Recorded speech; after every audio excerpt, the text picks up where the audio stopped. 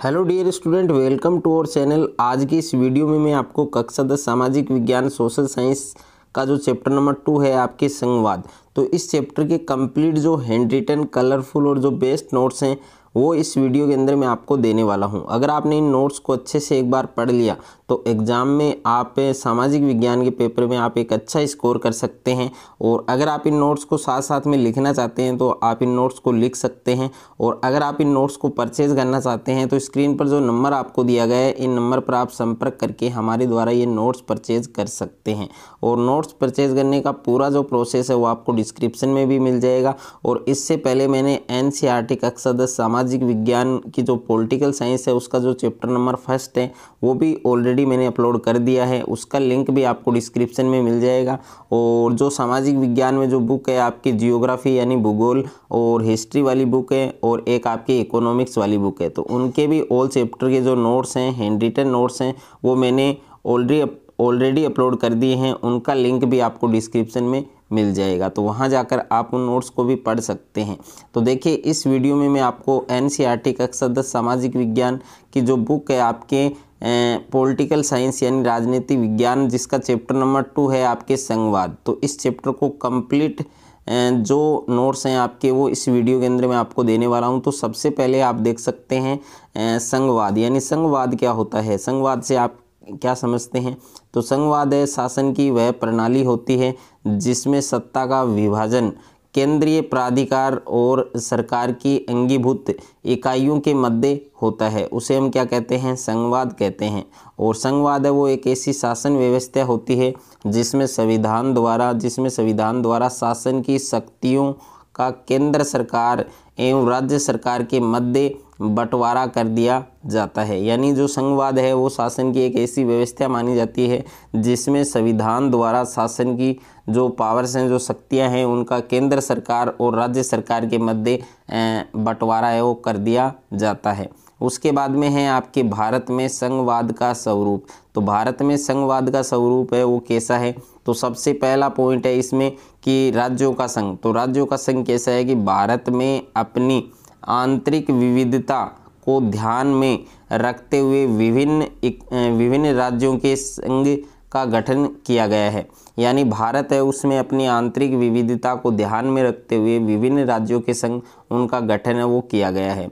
दूसरा जो पॉइंट है वो है त्रिस्तरीय शासन व्यवस्था।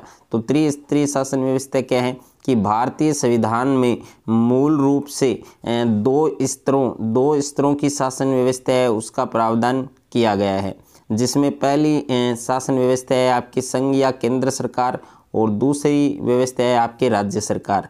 बाद में स्थानीय शासन की जो संस्थाएं हैं उनको भी तीसरे स्तर के रूप में संविधान में मान्यता दी गई है। किसी भी देश की तरह यहाँ भी तीनों स्तर उनकी शासन व्यवस्थाओं को अलग अलग अधिकार क्षेत्र हैं, यानी तीनों प्रकार की जो शासन व्यवस्था हैं उनके अलग अलग अधिकार क्षेत्र हैं। और तीसरा पॉइंट है प्यारे बच्चों शक्तियों का विभाजन। तो शक्तियों का विभाजन आप देख सकते हैं कि भारतीय संविधान में स्पष्ट रूप से केंद्र और राज्य सरकारों के मध्य विधायी अधिकारों को तीन सूचियों के द्वारा विभाजित किया गया है। अब इसमें तीन सूचियां कौन सी है, पहली है आपके संघ सूची, दूसरी है आपकी राज्य सूची, तीसरी है आपके समवर्ती सूची। तो तीनों सूचियों का नाम आपको अच्छे से याद रखना है। 4 नंबर पॉइंट है आपके न्यायपालिका की सर्वोच्चता। तो न्यायपालिका है उसकी सर्वोच्चता क्या है कि भारतीय संघीय व्यवस्था में न्यायपालिका स्वतंत्र व सर्वोच्च है और शक्तियों के बंटवारे के संबंध में कोई विवाद होने पर उसका फैसला है वो सर्वोच्च न्यायालय में ही होता है। तो ये चौथा पॉइंट भी आपको अच्छे से याद रखना है।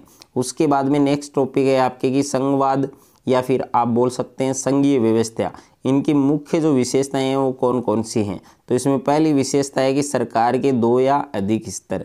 तो सरकार के 2 या अधिक स्तर कैसे हो सकते हैं, तो संघीय शासन व्यवस्था में सर्वोच्च सत्ता केंद्रीय प्राधिकरण और उसकी विभिन्न अनुषंगिक इकाइयों के मध्य बट जाती है। और सामान्यतः संघीय शासन व्यवस्था में 2 स्तर पर सरकारें हैं वो होती हैं। एक सरकार संपूर्ण देश के लिए होती है और दूसरी जो सरकार है वो राज्य स्तर की होती है। भारत में सरकार का तीसरा स्तर है वो स्थानीय स्वशासन भी माना जाता है। तो ये आपको याद रखना है। और दूसरी मुख्य विशेषता कौन सी है आपकी कि एक नागरिक समूह अलग अलग अधिकार, यानी एक नागरिक समूह होता है और उसके जो अधिकार हैं वो क्या होते हैं, अलग अलग होते हैं। तो संघीय शासन व्यवस्था में अलग अलग स्तर की सरकारें एक ही नागरिक समूह पर शासन करती हैं, पर कानून बनाने, कर वसूलने और प्रशासन का उनका अपना अपना क्या होता है, अधिकार क्षेत्र होता है। तीसरी मुख्य विशेषता क्या है, सुदृढ़ संविधान।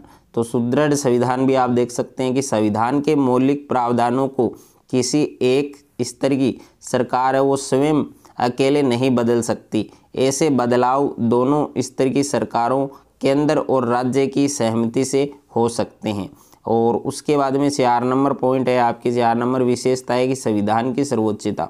तो संविधान में सरकार के विभिन्न स्तरों के अधिकार क्षेत्र स्पष्ट रूप से वर्णित होते हैं, इसलिए संविधान सरकार के प्रत्येक स्तर के अस्तित्व एवं प्राधिकार की गारंटी एवं सुरक्षा देता है। 5 नंबर विशेषता है कि दोहरे उद्देश्य। तो संघीय शासन व्यवस्था के दोहरे उद्देश्य हैं, जिसमें देश की एकता की सुरक्षा करना और उससे बढ़ावा देना, ये भी आपको अच्छे से याद करना है।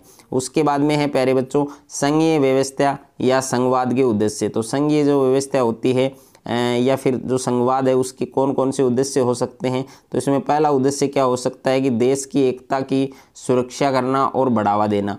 दूसरा उद्देश्य हो सकता है कि क्षेत्रीय विविधताओं को पूर्ण सम्मान देना, ये भी आपको अच्छे से याद रखना है।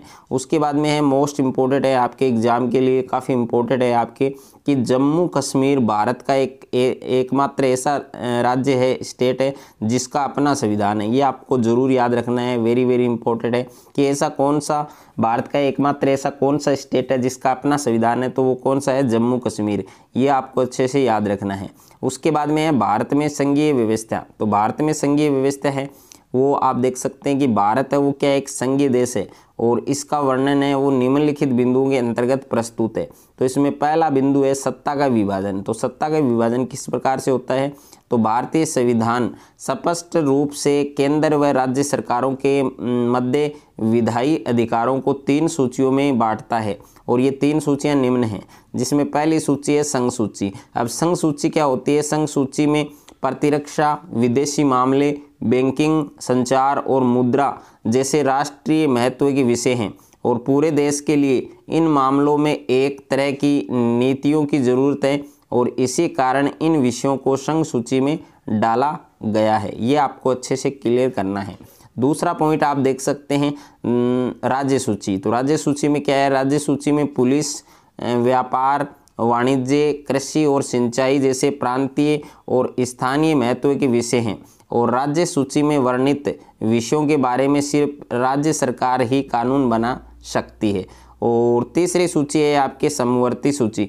तो समवर्ती सूची आप देख सकते हैं कि समवर्ती जो सूची है उसमें शिक्षा, वन, मजदूर, संघ विवाह, गोद लेना और उत्तराधिकारी जैसे विषय हैं जो केंद्र के साथ राज्य सरकारों की साझी दिलचस्पी में आते हैं। और उसके बाद में है त्रिस्तरीय व्यवस्था। तो त्रिस्तरीय व्यवस्था क्या होती है कि भारतीय संविधान में 3 स्तर की शासन व्यवस्थाओं का उल्लेख किया गया है। तो इसमें कौन कौन सी व्यवस्थाएं हैं, तो पहली है कि संघ सरकार जिसे हम केंद्र सरकार के नाम से जानते हैं, दूसरी है आपके राज्य सरकारें, तीसरी है आपके स्थानीय सरकारें। तो तीनों के बारे में आपको अच्छे से याद करना है।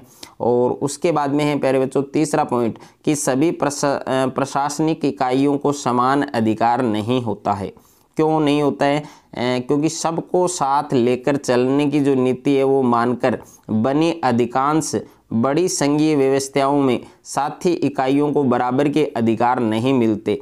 भारतीय संघ के सभी राज्यों को भी बराबर के अधिकार नहीं मिलते हैं और कुछ राज्यों को विशेष दर्जा प्राप्त हुआ है। भारत में जम्मू कश्मीर एकमात्र ऐसा राज्य है जिसका अपना संविधान है। और ये ऑलरेडी मैं बता चुका हूँ, इम्पोर्टेंट बता चुका हूँ आपको। उसके बाद में फिर से एक इम्पोर्टेंट क्वेश्चन आपके बन सकता है जिसको हमने हाईलाइट किया कि संपूर्ण भारतीय संघ है उसका प्रतिनिधित्व कौन करता है? केंद्र सरकार करता है। ये आपको याद रखना है, वेरी वेरी इंपॉर्टेंट है कि संपूर्ण भारतीय संघ है उसका प्रतिनिधित्व है वो कौन सी सरकार करती है? केंद्रीय सरकार करती है। ये आपको अच्छे से याद रखना है। उसके बाद में है संघीय शासन व्यवस्था। अब संघीय शासन व्यवस्था क्या होती है? तो इसमें क्या होता है, पहला पॉइंट है इसमें आपके कि इस शासन के स्वरूप में दो स्तरों पर सरकारें होती हैं तथा सत्ता के इन दोनों स्तरों की जो सरकारें हैं वो अपने अपने स्तर पर स्वतंत्र होकर कार्य करते हैं। दूसरा पॉइंट है कि इस व्यवस्था में राज्य सरकारों को शक्तियां संविधान से प्राप्त होती है। और तीसरा पॉइंट है कि इस व्यवस्था में संघ और राज्य सरकारों के बीच विषयों का विभाजन होता है। तो ये 3 पॉइंट आपको अच्छे से याद रखने हैं। उसके बाद में है एकात्मक शासन व्यवस्था। अब एकात्मक शासन व्यवस्था क्या होती है? तो इस शासन के स्वरूप में शासन का एक ही स्तर होता है तथा राज्य सरकारें हैं वो उसके अधीन होकर कार्य करते हैं। दूसरा पॉइंट है कि इसमें राज्य सरकारों को अपनी शक्तियां केंद्रीय सरकार से प्राप्त होती हैं। और तीसरा पॉइंट है कि इस व्यवस्था में विषयों का विभाजन नहीं होता है। तो एकात्मक शासन व्यवस्था भी वेरी वेरी इंपॉर्टेंट है आपकी। उसके बाद में फिर से एक मोस्ट इंपॉर्टेंट क्वेश्चन आपके बन सकता है, पेपर में छप सकता है, जिसको हमने हाईलाइट किया है कि बेल्जियम है उसने एकात्मक शासन प्रणाली के स्थान पर कौन सी शासन प्रणाली को अपनाया था? संघीय शासन प्रणाली को अपनाया था। ये आपको अच्छे से याद रखना है, वेरी वेरी इंपॉर्टेंट है। और उसके बाद में है भाषाई राज्य। अब भाषाई राज्य क्या है, उनके क्या लाभ हैं? तो सबसे पहले हम भाषाई राज्य के बारे में चर्चा करेंगे। तो भाषाई राज्य क्या होता है? तो भाषा के आधार पर प्रांतों का गठन हमारे देश की लोकतांत्रिक राजनीति के लिए पहली और एक कठिन परीक्षा थी। भारत ने सन 1947 में लोकतंत्र की राह पर अपनी जीवन यात्रा शुरू की। भारत में भाषाई राज्यों का गठन यह सुनिश्चित करने के लिए किया गया कि एक भाषा बोलने वाले लोग एक राज्य में आ जाएं। और इससे भाषाई जो राज्य हैं उनके क्या क्या लाभ हुए? तो इसमें पहला लाभ आप देख सकते हैं कि भाषावार राज्य बनाने से देश अधिक एकीकृत और मजबूत हुआ है। और दूसरा है कि इससे प्रशासन भी पहले की अपेक्षा कहीं अधिक सुविधाजनक हो गया है। तो ये 2 पॉइंट आपको अच्छे से याद रखने हैं। उसके बाद में है भाषा नीति। अब भाषा नीति क्या होती है? तो इसमें पहला पॉइंट है आपके कि हमारे संविधान में किसी एक भाषा को राष्ट्रभाषा का दर्जा नहीं दिया गया है और हिंदी को राजभाषा माना गया है, पर अन्य भाषाओं के संरक्षण के उपाय भी किए गए हैं। दूसरा पॉइंट है कि भाषा नीति के अंतर्गत संविधान में 22 भाषाओं को अनुसूचित भाषा का दर्जा दिया गया है और इन्हें संविधान की 8वीं अनुसूची में दर्ज किया गया है। और तीसरा पॉइंट है कि राज्यों को भी अपनी राजभाषाएं हैं और राज्यों का अधिकांश कार्य है वो राजभाषा में ही होता है। उसके बाद में प्यारे बच्चों वेरी वेरी इंपॉर्टेंट है, आपके पेपर में छप सकता है ये वाला क्वेश्चन कि भारतीय संविधान में 22 जो भाषाएं हैं उनको अनुसूचित भाषा का दर्जा दिया गया है। तो कितनी भाषाओं को अनुसूचित भाषा का दर्जा दिया गया है? तो 22 भाषाएं हैं जिनको अनुसूचित भाषा का दर्जा दिया गया है और इसको हमने हाईलाइट भी किया है, वेरी वेरी इंपॉर्टेंट है। उसके बाद में एक क्वेश्चन बन रहा है आपके, क्वेश्चन हमने इंक्लूड किया है कि भाषा के आधार पर दुनिया का संभवतः सबसे अधिक विविधता वाला देश कौन सा है? तो वो है आपके भारत। ये भी आपको याद रखना है। उसके बाद में फिर से एक मोस्ट इम्पोर्टेंट क्वेश्चन को हमने इंक्लूड किया है, उसको हाईलाइट किया है कि राज्य पुनर्गठन आयोग की रिपोर्ट को कब लागू किया गया था? तो राज्य पुनर्गठन आयोग है उसकी रिपोर्ट को 1 नवंबर 1956 ईस्वी में इसको लागू किया गया था। ये आपको याद रखना है अच्छे से। उसके बाद में है सत्ता का विकेंद्रीकरण। अब सत्ता का विकेंद्रीकरण क्या होता है, इसके क्या लाभ होते हैं? तो देखिए, जब केंद्र और राज्य सरकार से शक्तियां लेकर स्थानीय सरकारों को दी जाती है तो इसे हम सत्ता का विकेंद्रीकरण कहते हैं। और वास्तविक विकेंद्रीकरण की दिशा में एक नया कदम उठाया गया था। कब उठाया गया था? 1992 ईस्वी में। ये भी आपको याद रखना है। उसके बाद में है सत्ता के विकेंद्रीकरण के लाभ। तो इसमें पहला लाभ क्या हो सकता है कि स्थानीय सरकारों को संवैधानिक दर्जा दिए जाने से लोकतंत्र की जो जड़ें हैं वो और भी मजबूत हुई हैं। दूसरा लाभ हो सकता है कि अनुसूचित जातियां जनजातियों तथा पिछड़ी जातियों के लिए स्थानीय निकायों में सदस्य और पदाधिकारी पदों के आरक्षण से वंचित लोगों को राजनीतिक प्रतिनिधित्व है वो बहुत ही प्राप्त हुआ है। उसके बाद में एक क्वेश्चंस को हमने इंक्लूड किया है, वेरी इंपॉर्टेंट क्वेश्चन है, आपके काफ़ी बार एग्जाम में आ चुका है, रिपीटेड क्वेश्चन है कि भारत में संविधान संशोधन करके भारतीय लोकतंत्र के स्वशासी निकायों को अधिक शक्तिशाली तथा प्रभावी बनाने हेतु क्या कदम उठाए गए हैं। तो इसमें पहला कदम क्या उठाया गया है कि अब स्थानीय स्वशासी निकायों में चुनाव 5 वर्ष में लिखित रूप से कराना संवैधानिक बाध्यता है। और दूसरा है कि अब इन निकायों के सदस्यों एवं पदाधिकारियों के निर्वाचन में अनुसूचित जातियों, जनजातियों एवं पिछड़ी जातियों के लिए सीटें हैं वो आरक्षित हैं। तीसरा पॉइंट है कि कम से कम 1/3 पद महिलाओं के लिए आरक्षित हैं। और 4 नंबर पॉइंट है कि प्रत्येक राज्य में इन निकायों के चुनाव कराने के लिए राज्य चुनाव आयोग नामक स्वतंत्र संस्था है उसका गठन किया गया है। तो ये आपको याद रखना है। उसके बाद में है स्थानीय शासन व्यवस्था के स्तर और उनका पुनः गठन, उसका गठन। तो इसमें पहली जो व्यवस्था है उसका कौन सा स्तर है, ग्राम स्तर पर। तो ग्राम स्तर पर आप देख सकते हैं कि प्रत्येक गांव या ग्राम समूह के लिए एक ग्राम पंचायत का प्रावधान किया गया है और यह एक तरह की परिषद होती है जिसके कई सदस्य एवं एक अध्यक्ष होता है। सदस्य वार्डों से चुने जाते हैं तथा उन्हें सामान्यतः पंच कहा जाता है और इसके अध्यक्ष को हम क्या कहते हैं, सरपंच या प्रधान कहते हैं। दूसरा होता है आपके खंड स्तर पर। तो खंड स्तर पर आप देख सकते हैं कि कई ग्राम पंचायतों को मिलाकर पंचायत समिति का गठन होता है और इसे मंडल या प्रखंड स्तरीय पंचायती भी कहा जाता है और इसके सदस्यों का चुनाव संबंधित क्षेत्र के सभी पंचायती सदस्य करते हैं। उसके बाद में मोस्ट इम्पोर्टेंट क्वेश्चन है जिनको हमने इंक्लूड किया है और उसको हमने हाईलाइट किया है कि ग्राम पंचायत के अध्यक्ष है उसको हम प्रधान या सरपंच के नाम से जानते हैं। ये क्वेश्चन बन सकता है आपके। उसके बाद में तीसरा पॉइंट है आपके कि जिला स्तर पर। तो जिला स्तर पर प्यारे बच्चों आप देख सकते हैं कि किसी जिले की समस्त पंचायत समितियों को मिलाकर जिला परिषद का गठन होता है और यह पंचायती राज की सर्वोच्च संस्था है। जिला परिषद के अधिकांश सदस्यों का चुनाव होता है जिला परिषद के उस जिले से लोकसभा व राज्यसभा के लिए चुने गए सांसद, विधायक तथा जिला स्तर की संस्थाओं के कुछ अधिकारी भी इनके सदस्य होते हैं। और केंद्र शासित प्रदेश के उदाहरण कौन कौन से हैं, चंडीगढ़ और लक्षद्वीप। ये भी आपको याद रखना है कि केंद्र शासित प्रदेश कौन कौन से हैं, एक तो चंडीगढ़ और एक लक्षद्वीप है। दोनों का नाम आपको अच्छे से याद करना है। उसके बाद में 4 नंबर पॉइंट है शहरी स्तर पर। तो देखिए शासन जो स्थानीय स्वायत्त संस्थाएं हैं वो शहरों में भी कार्य करती हैं। शहरों में जनसंख्या के आधार पर नगरपालिका, नगर परिषद और नगर निगम का गठन किया गया है और इन संस्थाओं का कामकाज निर्वाचित प्रतिनिधि करते हैं।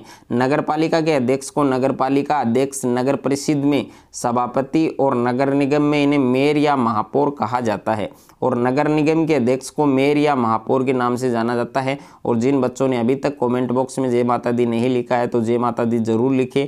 और अगर आपको ये नोट्स अच्छे लगे, अगर आपको ये वीडियो अच्छा लगे तो वीडियो को आप ज़्यादा से ज़्यादा बच्चों के साथ शेयर करें, ज़्यादा से ज़्यादा वीडियो को लाइक करें और चैनल पर आप नए हैं तो चैनल को आप सब्सक्राइब कर लीजिए और साथ में नोटिफिकेशन बेल को प्रेस कर लीजिए।